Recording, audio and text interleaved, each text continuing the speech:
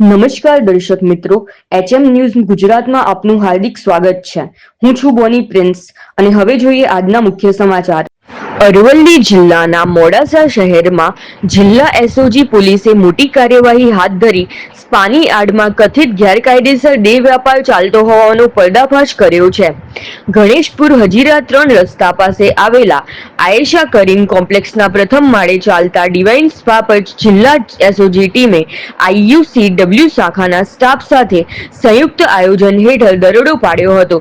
પોલીસને મળેલી ચોક્કસ બાતમીના આધારે ડમી ગ્રાહક મારફતે ટ્રેપ ગોઠવી કાર્યવાહી કરવામાં આવી હતી।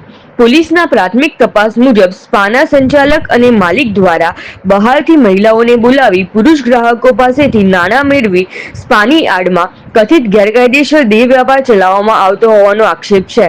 આ સમગ્ર મામલે મોડાસા ટાઉન પોલીસ સ્ટેશનમાં ઇમોરલ ટ્રાફિક પ્રિવેન્શન એક્ટની કલમ 3, 4 અને 5 હેઠળ ગુનો નોંધવામાં આવ્યો છે।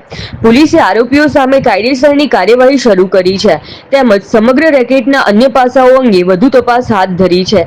Reporter Hanif Mansuri, HM news Gujarat, Aravalli.